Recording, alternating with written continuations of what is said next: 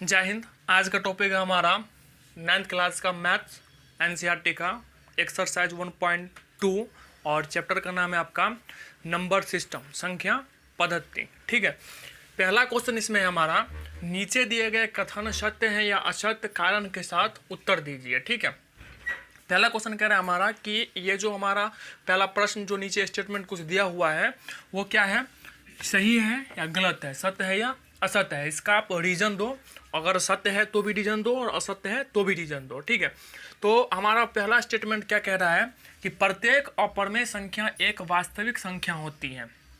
ये कह रहा है कि प्रत्येक जो अपरिमेय संख्या होता है क्या होता है, एक वास्तविक संख्या होती है। ठीक है, तो इसका हम आंसर करेंगे, ये आंसर है, तो इसमें लिखेंगे हम सत्य।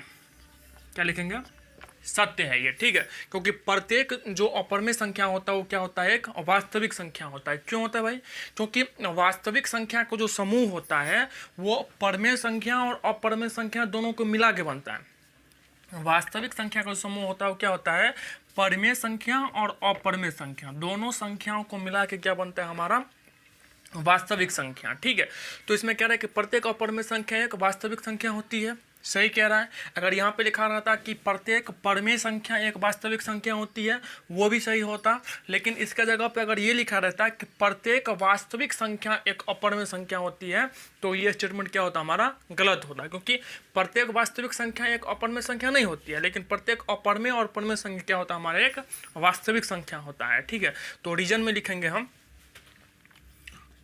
कारण में लिखेंगे प्रत्येक परिमेय संख्या तथा अपरिमेय संख्या को मिलाकर वास्तविक संख्या बनाया जाता है। इसको ऐसे भी लिख सकते हो आप कि वास्तविक संख्या के समूह में अपरिमेय संख्या और परिमेय संख्या सम्मिलित होते हैं। ठीक है, आप रीजन अपने हिसाब से भी स्टेटमेंट को चेंज कर सकते, कोई दिक्कत नहीं है, लेकिन मीनिंग उसका जो होना चाहिए, क्या होना चाहिए, वो मैच करना चाहिए। ठीक है, क्लियर है। यहाँ पे सेकेंड नंबर क्या कह रहा है हमारा कि संख्या रेखा का प्रत्येक बिंदु √m के रूप का होता है जहां m एक प्राकृत संख्या है। ठीक है, √m जो होता है वो क्या होता है, यहाँ पे कहता है कि m क्या है, एक प्राकृत संख्या है, तो ये असत्य कहता है। क्या कहता है, इसमें लिखेंगे हम असत्य। क्यों है असत्य, क्योंकि √m जो है, ठीक है, ये जरूरी नहीं है कि m जो है एक प्राकृतिक संख्या ही होगी। ठीक है, कोई भी संख्या हो सकती है। ठीक है, पूर्णांक भी हो सकता है और पूर्णांक में माइनस वाला भी आता है। ठीक है, और प्लस वाला भी आता है, तो जो 1 से स्टार्ट होगा वही प्राकृतिक संख्या होगी आपका। ठीक है, बाद बाकी जो 0 हो गया या फिर कुछ और माइनस में चला गया, ठीक है, तो वो तो प्राकृतिक संख्या नहीं होगी, इसीलिए क्या है, ये असत्य है। ठीक है, अब मान लो कि यहाँ पे क्या है हमारा, तो √16 है। मान लो कि √ क्या है हमारा, 16 है, तो 16 का वर्गमूल कितना होगा, 4 होगा। इसका जो स्क्वायर रूट करेंगे तो कितना होगा, 4 होगा वो। ठीक है, तो ये जो 4 निकला है, तो √ से जो भी संख्या बाहर निकलती है वर्गमूल करके, या तो वो प्लस की होती है या फिर माइनस की। ठीक है, ये जरूरी नहीं है कि प्लस का ही होगा और ये भी कोई जरूरी नहीं है कि वो क्या होगा, माइनस का ही होगा। ठीक है, तो वो अपने जो है हिसाब से, अगर प्लस का वर्ग होता है तो हम प्लस लेते हैं, अगर माइनस का वर्ग होता है तो हम क्या करते हैं, माइनस लेते हैं। ये अपने हिसाब से हम लेते हैं, लेकिन वो संख्या प्लस माइनस दोनों में ही निकलती है। ठीक है, क्यों निकलती है भाई दोनों में, तो मान लो ऐसे कि यहाँ पे 4 × 4, अब जैसे कि 4 × 4 रहेगा तो 16 होगा प्लस का। ठीक है, अब अगर -4 × -4 है तो भी क्या होगा, ये प्लस का ही 16 होगा। क्या होगा, ये प्लस का ही 16 होगा। तो आप कह नहीं सकते हो कि ये जो 16 बना है वो प्लस वाले से बना है, 4 × 4 ये प्लस वाले से बना है या फिर माइनस वाले से बना है। ठीक है, इसीलिए जब रूट अंडर से जो भी संख्या निकलती है बाहर, वो क्या होती है, तो प्लस में होती है या माइनस में होती है। ठीक है, तो ये रीजन आप इसमें लिख देना। क्लियर है। नेक्स्ट, प्रत्येक वास्तविक संख्या एक अपरिमेय संख्या होती है। अगला कह रहा है कि प्रत्येक जो वास्तविक संख्या होती है वो क्या होता है, एक अपरमेय संख्या होता है। जब मैं पहला बता रहा था उसमें बोल दिया था कि प्रत्येक वास्तविक संख्या एक अपरमेय संख्या नहीं होती है, ठीक है, क्योंकि वास्तविक संख्या के समूह में क्या आ जाता है हमारा, अपरमेय और परमेय दोनों आ जाता है, ठीक है। तो सिर्फ अपरमेय ही मिल के वास्तविक संख्या नहीं बनती है, परमेय और अपरमेय दोनों मिल के बनाती है, ठीक है। इसीलिए स्टेटमेंट क्या हमारा गलत है। यहाँ पे लिखेंगे तीसरा है ये लिखेंगे असत्य। इसमें कारण क्या देना है हमको, तो कारण ये देना है कि जीरो जो है, जीरो क्या है, एक परमेय संख्या है, ठीक है, लेकिन वो क्या है, वास्तविक संख्या भी है। एक क्या है, एक परमेय संख्या है लेकिन वास्तविक संख्या भी है। दो क्या है, एक परमेय संख्या है और वो वास्तविक संख्या ही है, ठीक है। तो अपरमेय तो नहीं हुई, ठीक है। तो यहाँ पे आप लिख सकते हो कि 0 1 परमेय संख्या, परमेय संख्या पर नहीं लिखो वही ठीक रहेगा। वास्तविक संख्या के बारे में कह रहे तो वास्तविक संख्या लिखेंगे 0 1 वास्तविक संख्या है लेकिन यह एक अपरमेय संख्या नहीं है, ठीक है। अब 0 एक परमेय संख्या भी है, ठीक है, लेकिन चूंकि यहाँ पे वास्तविक संख्या की बात हो रही है इसीलिए उसमें वास्तविक संख्या लिखेंगे, ठीक है। इसमें कह रहा है कि 0 एक वास्तविक संख्या है लेकिन यह एक अपरमेय संख्या नहीं है। अब वास्तविक संख्या कुछ भी हो सकता है, ठीक है ना, कि आप सम संख्या पढ़े होंगे, विषम संख्या पढ़े होंगे ना, जैसे कि दो क्या हमारा, दो क्या है सम संख्या, दो क्या सम संख्या है, ठीक है, लेकिन दो जो है प्राकृतिक संख्या भी है, दो क्या है हमारा पूर्ण संख्या भी है, दो क्या हमारा पूर्णांक भी है, ठीक है, और दो क्या हमारा परमेय संख्या भी है, ठीक है। तो एक संख्या का जो है ये बहुत सारा नामकरण हो सकता है, लेकिन जो सारी संख्याएं हैं वो क्या हमारा वास्तविक संख्या है, ठीक है। तो प्रत्येक वास्तविक संख्या अपरमेय संख्या नहीं होती। ओवरऑल बात करें तो प्रत्येक जो वास्तविक संख्या होती है वो अपरमेय संख्या नहीं होती है, लेकिन प्रत्येक अपरमेय संख्या एक वास्तविक संख्या होती है। जस्ट इसका उल्टा है, फर्स्ट का उल्टा है थर्ड आपका, ठीक है, क्लियर है, इतना नोट करो। क्वेश्चन नंबर 2, इसमें क्या कह रहा है, क्या सभी धनात्मक पूर्णांकों के वर्गमूल अपरमेय होते हैं, यदि नहीं तो एक ऐसी संख्या के वर्गमूल का उदाहरण दीजिए जो परमेय संख्या है, ठीक है। ये कह रहा है कि जितना भी धनात्मक पूर्णांक होता है, पॉजिटिव इंटीजर्स होते हैं, ठीक है, उसका वर्गमूल जो है वो अपरमेय होता है, ठीक है। अगर नहीं होता है, अगर अपरमेय ये नहीं होता है तो आप एक ऐसा एग्जांपल दीजिए जिससे ये पता चलता हो कि जो है वो क्या है, एक परमेय संख्या हो, मतलब राशनल नंबर है, ठीक है। तो इसका सोल्यूशन देखो, इसका सोल्यूशन क्या है आपका, तो जैसे कि मान लीजिए कि यहाँ पे √5 है, ठीक है, तो √5 क्या है हमारा, 5 क्या हमारा धनात्मक पूर्णांक है, 5 क्या है धनात्मक पूर्णांक है, ठीक है, और इसका वर्गमूल करेंगे तो क्या हो जाएगा, ये अपरमेय हो जाएगा, ठीक है। लेकिन अगर वहीं पे हम जो है √4 का करते हैं तो 4 क्या हमारा धनात्मक पूर्णांक है, ठीक है, और उसका अंडर रूट करेंगे तो कितना हो जाएगा, ये 2, इसका जो वर्गमूल आएगा स्क्वायर रूट कितना आएगा, इसका 2 आएगा, ठीक है। तो वह एक अपरमेय संख्या, दो एक अपरमेय संख्या नहीं है, दो क्या है हमारा परमेय संख्या है, ठीक है।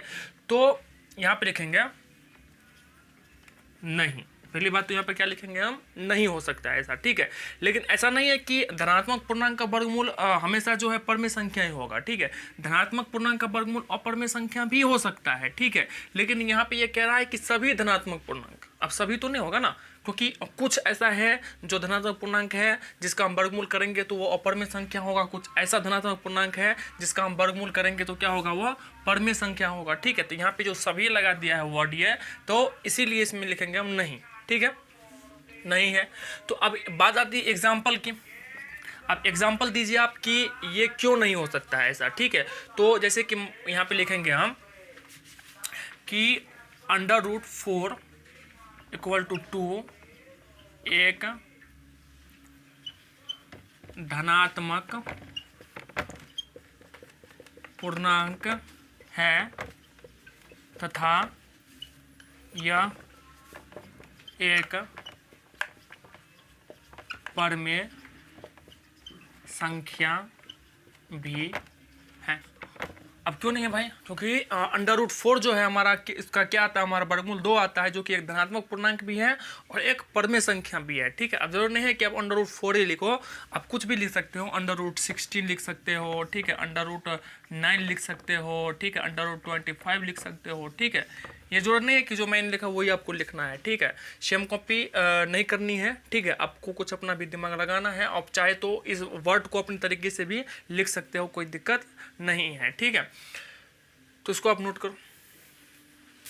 क्वेश्चन नंबर 3, इसमें क्या कह रहा है, दिखाइए कि संख्या रेखा पर √5 को किस प्रकार निरूपित किया जा सकता है। ठीक है, क्वेश्चन नंबर 3 में कह रहा है हमारा कि √5 को जो है आप संख्या रेखा नंबर लाइन पे किस प्रकार से रिप्रेजेंट करते हैं। ठीक है, मतलब दिखाते हैं, निरूपित करते हैं। ठीक है, तो इसको देखिए आप,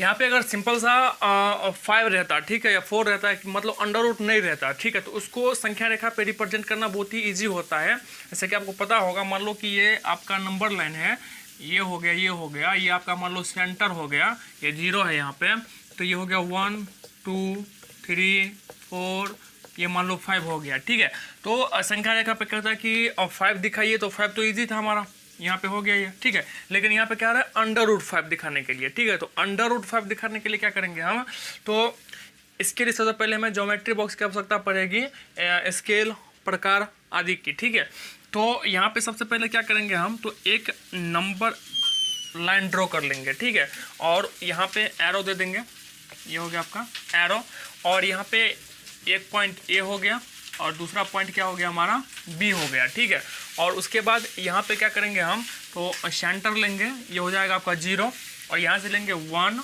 और यहाँ से लेंगे 2, ये हो गया आपका 1 और ये हो गया आपका 2। ठीक है, अब ये हो गया आपका यूनिट है, ये क्या है, यूनिट्स। ठीक है, अब ये 1 और 2 क्यों लिए हैं, ठीक है, तो 1 2 इसीलिए लिए हैं कि √5 जो है आपका, उसमें से -1 करोगे तो कितना बचेगा आपका 4, और 4 का वर्गमूल करोगे तो कितना हो जाएगा 2, मतलब 4 का जो वर्गमूल होगा वो कितना होगा हमारा 2 होगा, इसलिए यहाँ पे 2 यूनिट लिए। यूनिट का मतलब होता है इकाई, क्या होता है, इकाई होता है यूनिट का मतलब। ठीक है, अब यहाँ से क्या करेंगे हम, ये 2 जो है हमारा, ठीक है, 2 पे क्या करेंगे हम 90 डिग्री का एंगल बनाएंगे। ठीक है, 90 डिग्री का एंगल बनाना आता है ना, इस पर 90 डिग्री का हम क्या करेंगे, एंगल बनाएंगे। ठीक है, तो ये मान लो कि 90 डिग्री का एंगल ये हुआ। ठीक है, अब प्रकार वगैरह से बनाना। ठीक है, तो ये हो गया आपका 90 डिग्री का एंगल, यहाँ पे लिख देंगे हम 90 डिग्री। ठीक है, और यहाँ से क्या करेंगे हम स्केल से माप लेंगे, और उसके बाद क्या करेंगे, यहाँ पे हम प्रकार से 1 यूनिट को कट कर देंगे यहाँ से। ठीक है,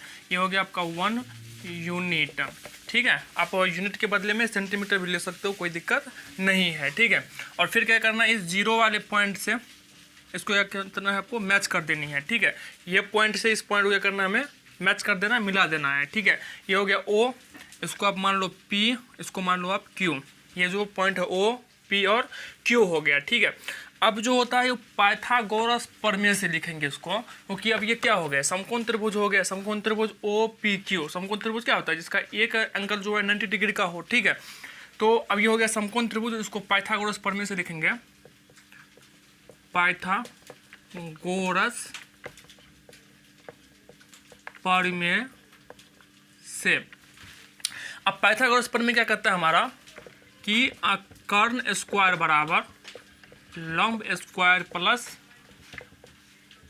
आधार स्क्वायर। ठीक है, इसको आप और आगे ले जाओगे तो ये हो जाएगा कर्ण बराबर लंब स्क्वायर प्लस आधार स्क्वायर का अंडर रूट। ठीक है, यहाँ से स्क्वायर हटेगा तो इस पे जो है वो रूट आ जाएगा ऑटोमेटिक। ठीक है, तो यहाँ पे बात है कर्ण का, तो कर्ण क्या होता है, 90 डिग्री के जो सामने वाला भुजा होता है, ठीक है, साइड होता है, वो क्या होता है हमारा कर्ण होता है। ठीक है, तो ये हो गया कौन हो गया आपका OQ बराबर, अब ये लंब जो है, ठीक है, लंब कौन है आपका, तो लंब है आपका QP, ये हो गया QP का स्क्वायर, और ये आपका आधार कौन सा है, O और P, O और P का स्क्वायर। आप आधार और लंब को चेंज भी कर सकते हो आपस में, कोई दिक्कत नहीं है। अब यहाँ पे OQ तो दिया नहीं है, OQ तो है नहीं। ठीक है, तो OQ को OQ लिखेंगे, और QP के बाद QP कितना हमारा, QP है 1 यूनिट। ठीक है, तो 1 का स्क्वायर लिखेंगे, और OP कितना हमारा 2 यूनिट है, तो 2 का स्क्वायर करेंगे। ठीक है, अंडर रूट करेंगे, या कर लो यहाँ पे ओ क्यू बराबर कितना हो जाएगा 1 का स्क्वायर 1 और 2 का स्क्वायर 4 और ये हो जाएगा अंडर रूट, ये हो जाएगा आपका अंडर रूट 5। ठीक है, तो ये हमारा निकल गया क्या, ओ क्यू निकल गया कितना हमारा अंडर रूट 5। तो इसको लिखेंगे O Q equal to under root 5। ठीक है, अब जो यहाँ पे ओ क्यू जो अंडर रूट 5 निकल गया, कितना निकल गया अंडर रूट 5। अब प्रकार से क्या करेंगे, इसको हम यहाँ से माप लेंगे। ठीक है, और मापने के बाद जो है इसको इस सीध में ले जाएंगे। ठीक है, और कट कर देंगे। ठीक है, मापने का मतलब हो गया क्या हो जाएगा हमारा त्रिज्या हो जाएगा। ठीक है, तो ये आपका हो गया त्रिज्या रेडियस, और इसको यहाँ से क्या करना है हमें घुमानी है। ठीक है, तो मान लो कि ये घुमाओगे तो यहाँ पे कटा। ठीक है, ये जो पॉइंट पे कटा है यही पॉइंट हो गया आपका अंडर रूट 5। ये क्या हो गया आपका अंडर रूट 5 हो गया। और इसको आप कुछ भी मान सकते हो, कोई दिक्कत नहीं है। इसको मान लेते हैं हम जेड, अल्फ़ाबेट का कोई सा भी लेटर आप मान सकते हो। ठीक है, तो इसको मान लेते हैं जेड। ठीक है, तो ये हो गया आपका यहाँ से लेकर के यहाँ तक क्या हो गया आपका अंडर रूट 5 हो गया। ठीक है, नोट करो आप। आज के लिए बस इतना ही। आई होप कि आपको वीडियो पसंद आया होगा। अगर वीडियो पसंद आया तो वीडियो को लाइक कर दो और चैनल को सब्सक्राइब कर दो, ताकि आपके पास जो है वीडियोस का नोटिफिकेशन टाइम टू टाइम आपके पास आता रहे। Thank you.